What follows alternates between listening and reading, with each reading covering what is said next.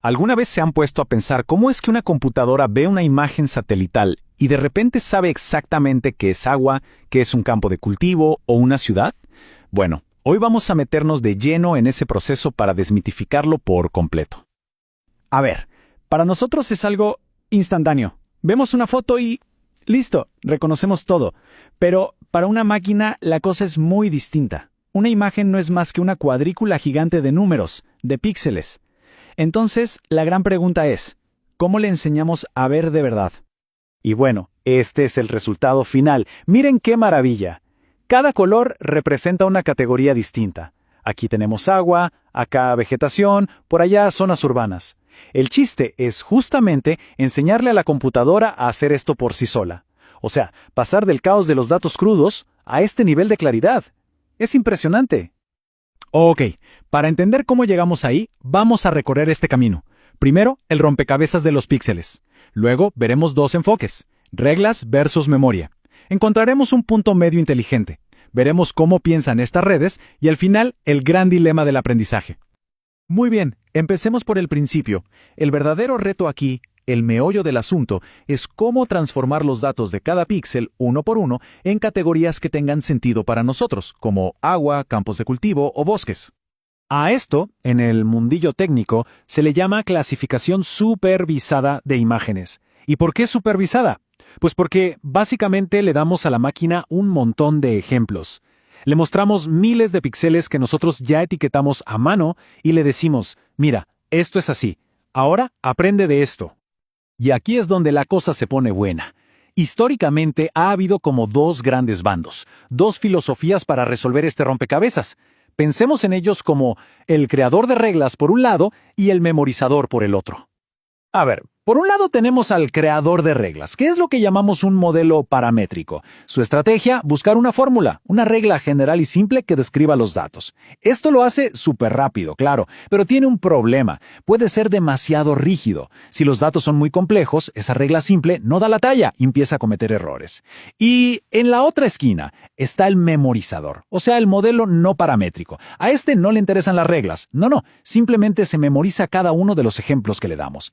Esto le da una flexibilidad increíble, pero ojo, tiene un costo, se vuelve lentísimo y su necesidad de datos crece y crece sin parar a medida que el problema se hace más complejo.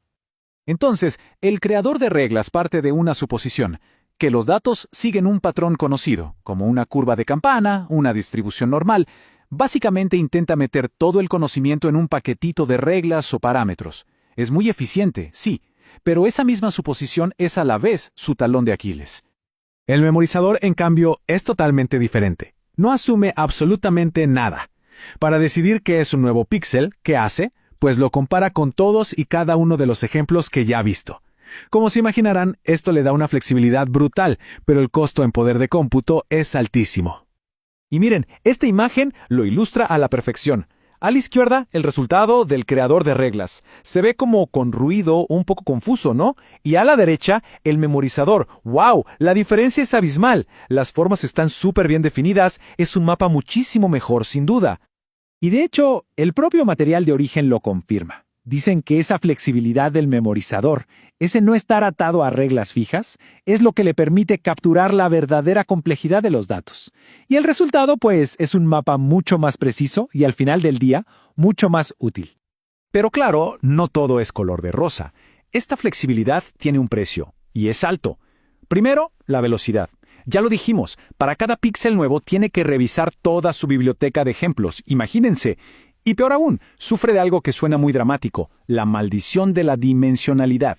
Pero tranquilos, la idea es sencilla. Piensen en esto. Al principio solo vemos el color de un píxel. Fácil.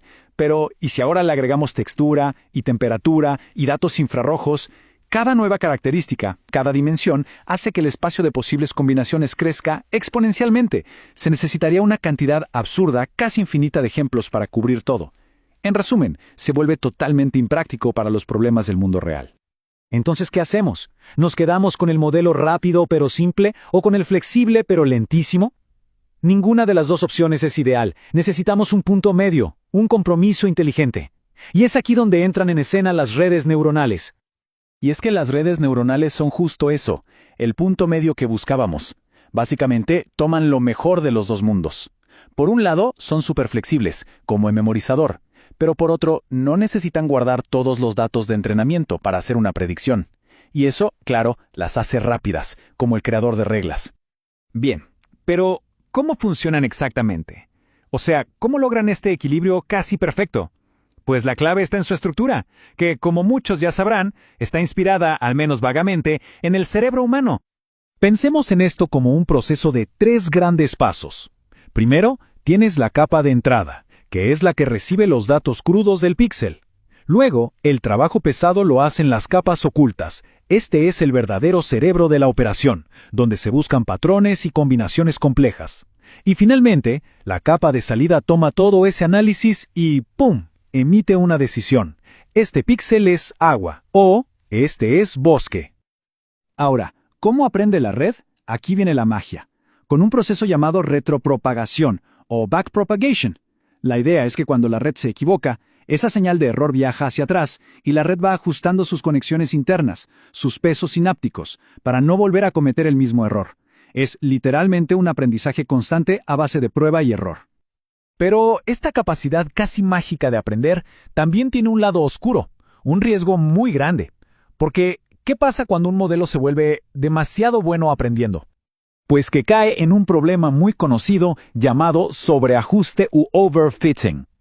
Esto pasa cuando la red, en vez de aprender los conceptos generales, empieza a memorizarse de pe a pa los ejemplos que le dimos con todo y sus ruidos y sus detallitos. Es como ese estudiante que se aprende de memoria las respuestas para el examen de práctica, pero como no entendió nada, en el examen de verdad reprueba. Y este gráfico lo deja clarísimo. Fíjense, la línea azul es el error con los datos que ya conoce, los de entrenamiento. Va bajando y uno diría, ¡qué bien! Pero, cuidado. Si miramos el rendimiento con datos nuevos, vemos que llega un punto en que el error deja de bajar y empieza a subir. Justo ese, es el momento en que la red dejó de aprender para empezar a memorizar. Entonces, ¿cómo se evita esto? Bueno, la solución es bastante ingeniosa. Lo que se hace es guardar un pedacito de los datos, el famoso conjunto de validación, y se mantiene vigilado. En el preciso momento en que el rendimiento en ese conjunto de validación deja de mejorar, ¡zas!, se detiene el entrenamiento. A esta técnica se le conoce como detención temprana o early stopping. Al final, todo se reduce a encontrar un equilibrio, un balance delicado. Un modelo demasiado simple, pues, no va a capturar la complejidad del mundo real, pero uno demasiado complejo se va a obsesionar con los detalles y no va a saber cómo generalizar. El verdadero arte está en encontrar ese punto dulce, justo en el medio. ¿Cuál es la gran lección de todo esto? Pues que no hay una solución mágica. No existe el mejor clasificador para todo. Esto es más bien como una caja de herramientas. Y la herramienta que necesitas depende completamente del trabajo. No es lo mismo mapear un bosque denso que delinear una ciudad. La elección correcta siempre va a ser un balance entre la complejidad del problema, la cantidad y calidad de los datos que tenemos y, claro, los recursos computacionales disponibles. No se trata de buscar una bala de plata, sino de saber elegir la herramienta adecuada para cada tarea. Y todo esto nos deja con una pregunta final, una reflexión para el futuro.